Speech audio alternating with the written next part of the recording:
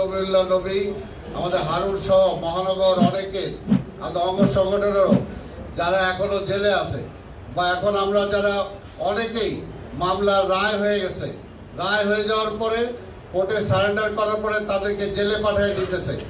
এইটার প্রতিবাদ জানানোর জন্যই আমরা একটা 26 তারিখ আমরা একটা প্রতিবাদ সমাবেশ আমরা দিয়েছিলাম এখানে। তো সেই ব্যাপারে আপনাদের মধ্যে থেকে অনেকে আসছে, কথা বলছেন, আমাদের মহানগরীও বলছেন, আমাদের ওইলিশার যারা এরাও বলছেন যে এখন গরমটা একটা প্রচন্ড তাপদাহ চলতেছে, যেটা আসলে দাঁড়ায় থাকাই একটা মুশকিল হচ্ছে। এই কারণে আমরা আপনাদের সবার আগে আমরা মহানগরী বসছিলাম অঙ্গ সংগঠন সহ, সেইখানে আমরা আলোচনা করছি যে আমরা প্রোগ্রাম আমাদের ঠিক থাকবে, তবে আমরা কয়েকটা দিন পিছাই দিব। ঠিক আছে আপনারা একমত আছেন আপনারা?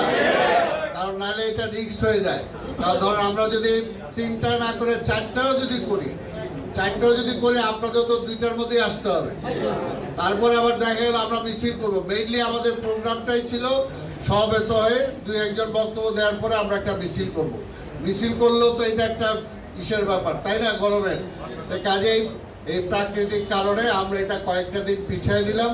প্রোগ্রাম আমাদের ঠিক থাকবে এবং আমরা এটার পরে আমাদের অঙ্গ সংগঠন যারা আছেন আপনারা একটু আমরা তো জয়েন্ট করবার আমরা মহানগরী বসছি, অঙ্গ সংগঠন সবাই সেই সময় ছিল না।